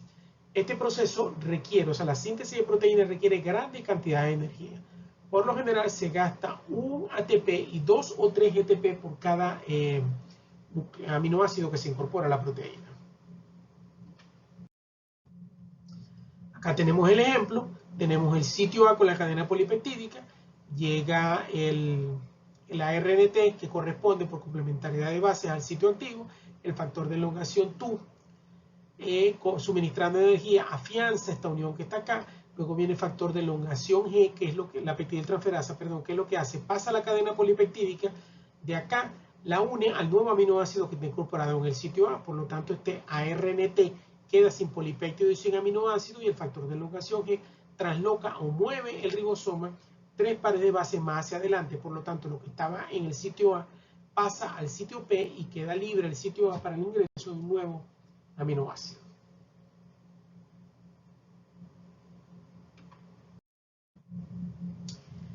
El código genético determina qué aminoácido va a ser insertado durante la síntesis de proteína. El código genético es redundante, y eso significa que más de un codón codifica para el mismo aminoácido. El tambaleo significa que codones que codifican el mismo aminoácido frecuentemente difieren solamente en la tercera base. Por ejemplo, los dos codones para la lisina son AAA y AAG. Fíjense que el único cambio se da es en la tercera base. Esto permite que el mismo ARN de transferencia pueda aparearse con todos los codones para el mismo aminoácido. La unión en la tercera posición no es totalmente aleatoria y ciertas reglas aplican. Por ejemplo, guanina puede aparearse con citosina y con uracilo, pero nunca se puede aparear con adenina y guanina, por lo que UAU y UAC codifican para tirosina, mientras que UAA y UAG no codifican para tirosina, sino que son codones de terminación. Las reglas del tambaleo son difíciles de predecir, sin embargo, ya que las bases en el ARN de transferencia están modificadas en ocasiones, y una base modificada en la tercera posición del codón puede alterar las propiedades del apareamiento, es muy importante entonces manejar bien el código genético. Acá tenemos un ARN mensajero, donde podemos ver que se aparean la primera y la segunda base, mientras que la tercera, que es una guanina, puede aparearse con citosina o con uracilo. Entonces, allí se demuestra que la tercera posición del codón, la unión entre el codón y el anticodón, no es tan importante porque en muchas ocasiones no modifica la estructura de la proteína porque los aminoácidos tienen o son similares, o son el mismo aminoácido, o las funciones o las características son muy similares. La ambigüedad del código genético se refiere a que cada codón codifica para un aminoácido, pero algunos codones codifican aminoácidos diferentes dependiendo de donde se ubiquen en el ARN mensajero. Por ejemplo, el codón AUG y GUG codifican para formilmetionina, si están ubicados al principio de la región codificante del ARN mensajero, pero codifican para metionina o valina, respectivamente, si se encuentran dentro de una región codificante. O sea, si yo tengo un ARN mensajero, cuyo primer codón es AUG o GUG, allí se va a incorporar formilmetionina, que es el codón de iniciación. Es el primer codón que llevan básicamente, el primer aminoácido que llevan básicamente todas las proteínas. Por el contrario, si ya yo arranqué la síntesis de la proteína y voy por la mitad o al final de la proteína, si yo encuentro AUG no me va a incorporar formilmetionina, sino metionina. Y si consigo GUG no me va a incorporar formilmetionina, se va a incorporar valina. Mientras que los codones CUG, UUG y AUU también pueden codificar formilmetionina si se ubican al principio de una región codificante. Entonces, no es tan estricto lo de la secuencia, lo del código genético, y que este va a depender de la ubicación incluso de los codones. En cuanto a la utilización de los codones, el que, por ejemplo, más de un codón codifique para un aminoácido no significa que todos los codones se van a utilizar de manera equitativa dentro de un organismo. Por ejemplo, hay aminoácidos que son codificados por 4 codones diferentes. Eso no quiere decir que los voy a utilizar equitativamente dentro de la célula. Un aminoácido puede ser codificado preferencialmente por un codón en un organismo determinado. O sea que hay ciertos microorganismos que prefieren utilizar de esos 4 codones uno en específico, mientras que otros pueden utilizar otro. La preferencia en la utilización de un codón puede reflejar altas concentraciones de cierto ARN de transferencia o puede estar relacionada con la composición de base del ADN del microorganismo. Por supuesto, microorganismos ricos en guanina citosina van a codificar sus codones con esas bases nitrogenadas, mientras que los microorganismos que tengan abundancia o poca cantidad de guanina citosina y sean ricos en adenina timina, sus codones van a estar codificados por bases ricas en adenina timina.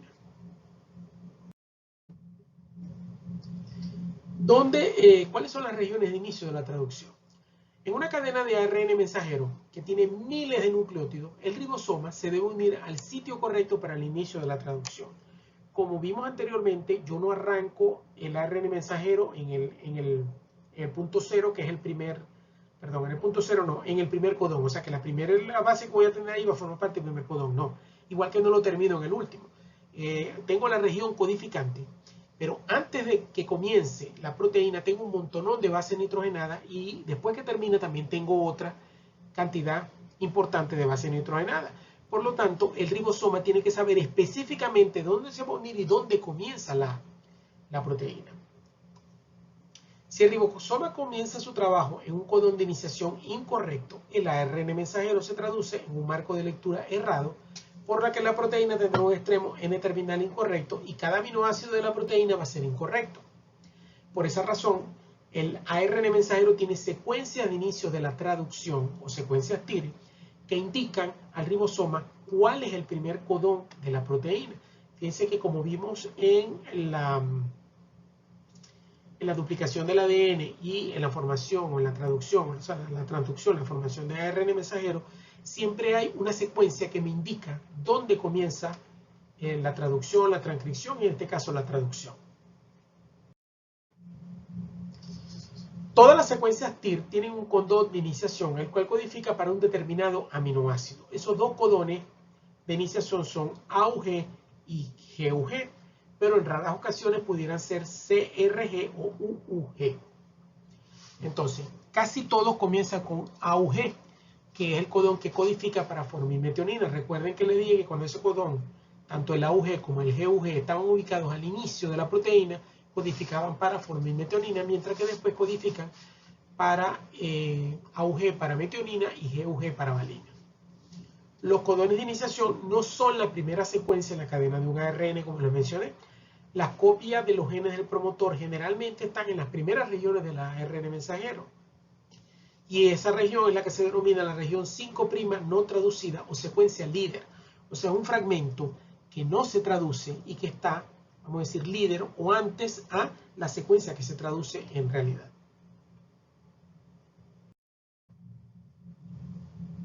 Sin importar qué aminoácido codifique en la secuencia, si son utilizadas como secuencias de iniciación, codifican un solo aminoácido que es formilmetionina en el extremo N-terminal. Después de la traducción, esa metionina es generalmente removida, porque sirve para indicar que allí va a comenzar la traducción, pero a veces no forma parte de la estructura propia de la proteína.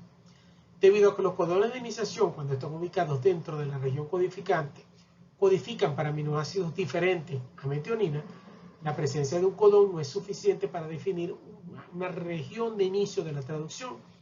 Esas secuencias también pueden encontrarse ubicadas fuera del marco de lectura. O sea, puede tener una secuencia AUG fuera de lo que es la proteína de la región reguladora.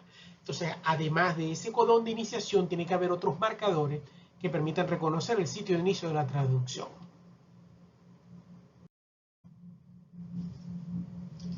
Otras regiones alrededor de estas 3 bases ayudan a definir el sitio de inicio de la traducción.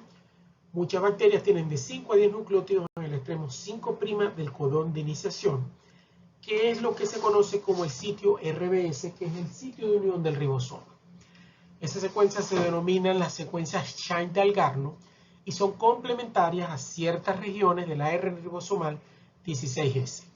El apareamiento de esas secuencias complementarias con el ARN ribosomal 16S definen de manera apropiada lo que es la secuencia de inicio de la traducción mediante el correcto alineamiento entre el ARN mensajero y el ribosoma. Acá tenemos el ARN mensajero. Fíjense, aquí tengo una secuencia Shine-Dalgarno. Esa secuencia Shine-Dalgarno es complementaria con el ARN ribosomal 16S. Como vamos a ver más adelante, para el inicio de la traducción, la subunidad 30S, que está formada por ARN ribosomal 16S, es la que se une al inicio con el ARN mensajero. Y posteriormente es que se acopla en la subunidad 50S para formar el ribosoma completo 70S. Entonces, estas secuencias Shine-Dalgarno son complementarias con regiones que están ubicadas dentro de la ARN ribosomal 16S, que forma parte de la estructura 30S, y por complementariedad de base ayudan a ubicar la subunidad 30S en la región de inicio de la traducción. Entonces, una vez que la subunidad 30S reconoce esta secuencia Shine-Dalgarno, comienza a buscar cerca o próxima a ella un codón de iniciación, que en este caso lo tenemos acá, que es el codón AUG. Entonces, estas dos secuencias son principalmente las encargadas de ubicar el inicio de la traducción. Como les mencioné entonces, en el inicio de la traducción, lo que ocurre es que la subunidad 30S reconoce el sitio de unión de ribosoma que contiene la secuencia Shine-Dalgarno en el ARN mensajero. Luego, el factor de iniciación 2 y la formilmetionina, o sea, un ARNT de transferencia cargado con formilmetionina, se une al sitio P de la subunidad 30S. Una vez que se une al sitio P de la subunidad 30S, la subunidad 50S se une y forma el complejo de preiniciación con el ribosoma completo. Luego, el aminoácido ARNT, que indique el codón siguiente al codón del sitio de iniciación, se une al sitio A del ribosoma. La peptidiltransferasa de la subunidad 50S forma entonces el enlace peptídico entre la formilmetionina del primer ARNT y el aminoácido del segundo. Y vamos a decir, ya formo un oligopéptido con dos aminoácidos. Y por último, el factor de elongación G mueve el segundo ARNT del sitio activo al sitio pasivo, del sitio A al sitio P, con su péptido de dos aminoácidos, y continúa todo el proceso de traducción. Luego, el péptido ha sido sintetizado, el grupo formil de la metionina se remueve por la enzima peptidil deformilasa. Posteriormente, la metionina es eliminada del extremo N-terminal por la metionina aminopeptidasa. Como le mencioné entonces, una vez que ya terminó el péptido, esa formilmetionina tiene que ser removida porque no es el primer aminoácido de la proteína, sino que se utilizó únicamente para reconocer el sitio de iniciación. Entonces, como ven, aquí participan todos los factores. El ARN mensajero, con su secuencia Shine-Dalgarno, se acopla con el ARN 16S, con la secuencia complementaria que está allí en la subunidad 30S. Se unen. Una vez que se unen allí, el codón de iniciación se incorpora a la formilmetionina y posteriormente llega a la subunidad 50S y forma el ribosoma completo. La peptidiltransferasa pasa la formilmetionina, que es el primer aminoácido que está unido a la RNT del sitio P, lo une con el del sitio A, y el factor de elongación G mueve o trasloca el ribosoma, pasando lo que está en el sitio A al sitio P y liberando el sitio A para que entre otro nuevo aminoácido. Acá la podemos ver, está la región de unión al ribosoma, el sitio de unión al ribosoma, donde por complementariedad se acopla la subunidad 30S, se reconoce el codón de iniciación en el sitio P, se incorpora formilmetionina, que es el primer aminoácido que se forma con ayuda del factor de elongación 2. Posteriormente se incorpora subunidad 50S, quedando libre el sitio A para que ingrese el nuevo aminoácido por complementariedad de base con el codón. Acá está la acción de la peptidiltransferasa.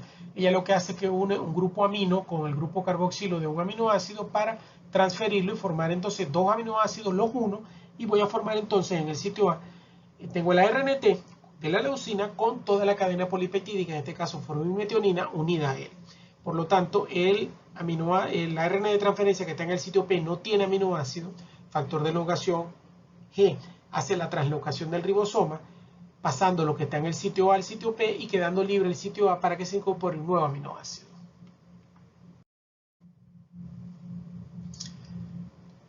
Este es el paso donde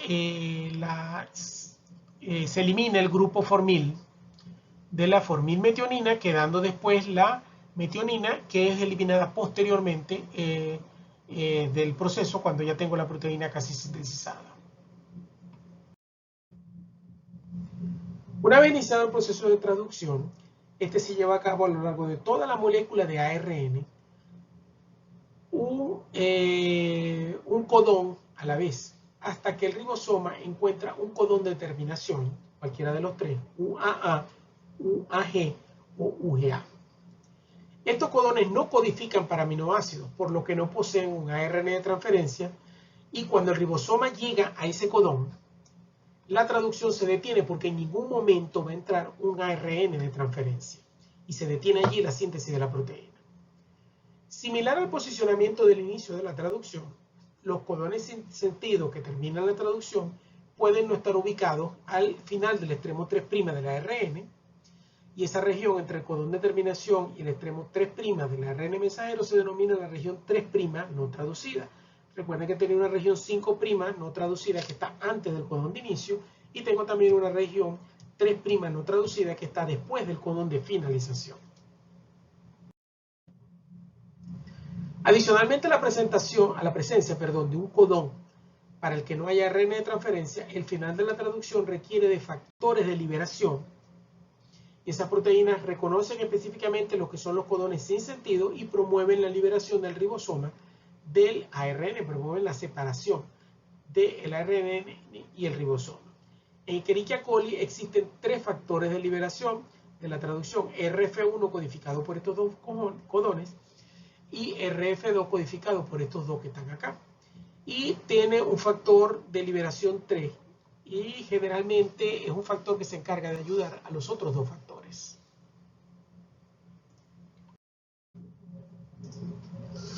En cuanto a la finalización de la traducción, acá tenemos, fíjense, tengo mi sitio P ocupado por un ARN de transferencia con toda la cadena polipeptídica, y tengo acá en el sitio A el codón sin sentido de terminación.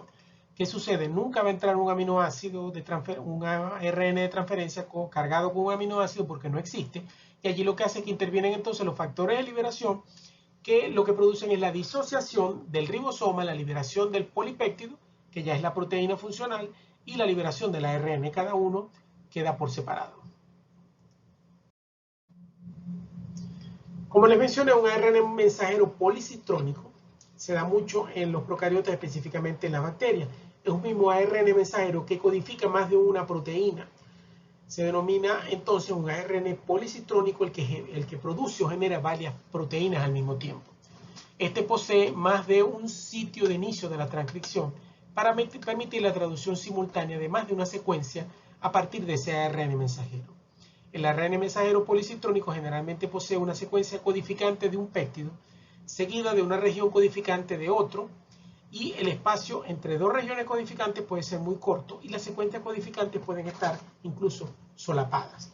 O sea que no es necesario, tengo un gen, un espacio corto de ácido nucleico y posteriormente el otro gen, e incluso en ocasiones yo puedo tener dos genes solapados, lo que quiere decir que cuando estoy transcribiendo la primera proteína, antes de finalizar esa proteína está la región de iniciación del otro gen, que se traduce a partir del mismo ARN mensajero. Por ejemplo, la región codificante de un péptido puede terminar en un codón sin sentido como UAA, pero la misma A de ese triplete puede ser el codón de inicio AUG del siguiente péptido o de la siguiente proteína. Si dos regiones codificantes se solapan, los dos polipéptidos del ARN mensajero pueden traducirse independientemente por dos ribosomas diferentes. Acá tenemos, por ejemplo, una región TIR. Aquí está el sitio RCB con un codón de iniciación, aquí tengo el codón de terminación, y este es el espacio intercitrónico porque aquí tengo otra proteína con su región TIR, su sitio de nuevo ribosoma, codón de iniciación y codón de finalización.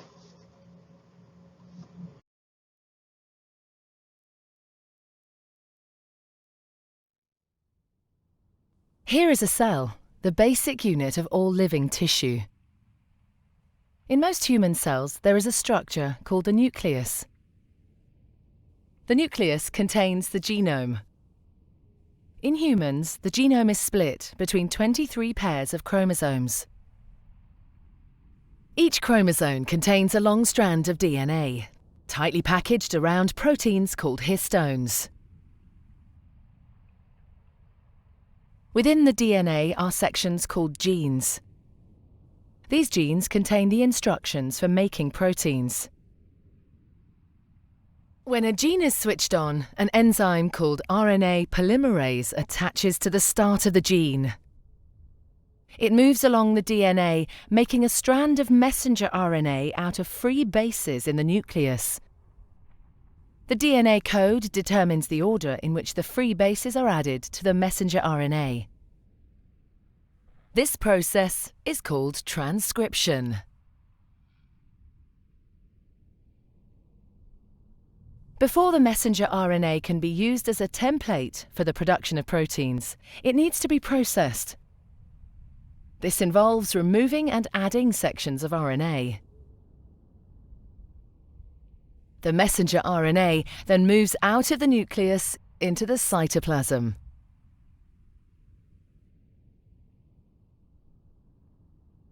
Protein factories in the cytoplasm, called ribosomes, bind to the messenger RNA. The ribosome reads the code in the messenger RNA to produce a chain made up of amino acids. There are 20 different types of amino acid. Transfer RNA molecules carry the amino acids to the ribosome. The messenger RNA is read 3 bases at a time. As each triplet is read, a transfer RNA delivers the corresponding amino acid. This is added to a growing chain of amino acids.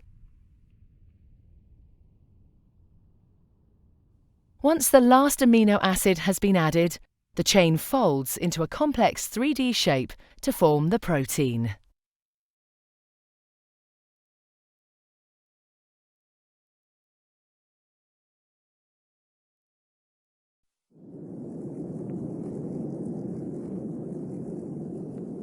What you are about to see is DNA's most extraordinary secret. The innermost workings of how a simple code is turned into flesh and blood. This is what Francis Crick called the central dogma of modern biology: how DNA makes protein. It starts with a bundle of factors assembling at the start of a gene. It's these that trigger the first phase of the process, reading off the information that will be needed to make the protein. The gene is the length of DNA stretching away to the left. Everything's ready to roll. 3, 2, 1.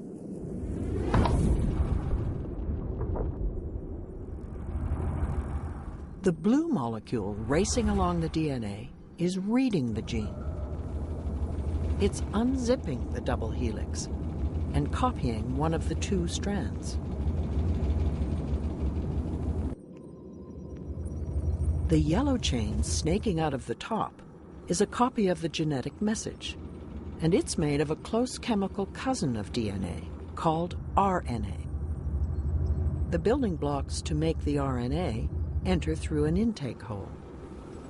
They are matched to the DNA, letter by letter, to make an exact copy of the A's, C's, G's, and T's of the gene. The only difference is that in the RNA copy, the letter T is replaced with a closely related nucleic acid known as U. You are watching this process, called transcription, in real time. It's happening right now in almost every cell in your body. It's a bit like taking the information off a hard disk on a computer and put it into memory, making it a real program that's running. So that process of DNA to RNA is like running a program, double clicking on an icon. When the RNA copy is complete, it snakes away from the nucleus and into the outer part of the cell.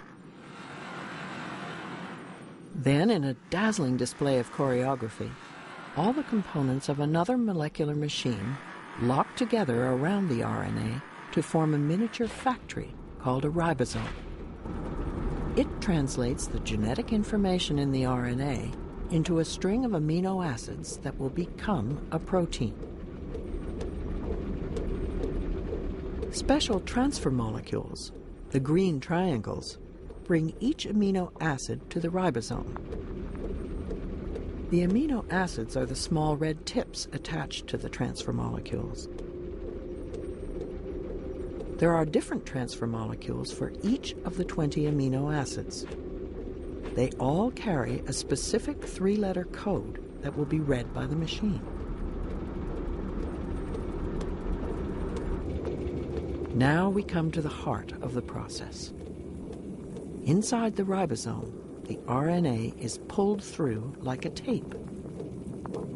The code for each amino acid is read off, 3 letters at a time, and matched to 3 corresponding letters on the transfer molecule.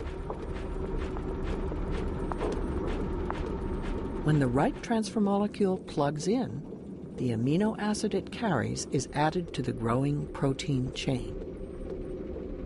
Again, you are watching this in real time.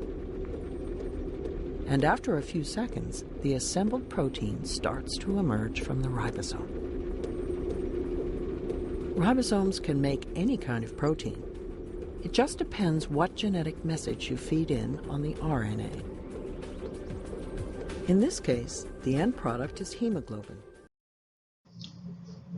Pudieron ver varios videos sobre todo lo que es el proceso de transcripción y traducción, o sea, desde la lectura del ADN, formación del ARN mensajero, hasta la proteína como tal. La mayoría de ellos fueron en células eucariotas, donde el proceso se da en el núcleo y se produce un ARN mensajero que tiene que ser procesado, o sea, eliminar los intrones y modificar exones para generar un ARN mensajero funcional, que es el que sale del núcleo a ser traducido por los ribosomas. En el caso de las bacterias, ese paso no existe. Yo produzco un ARN mensajero que es inmediatamente funcional.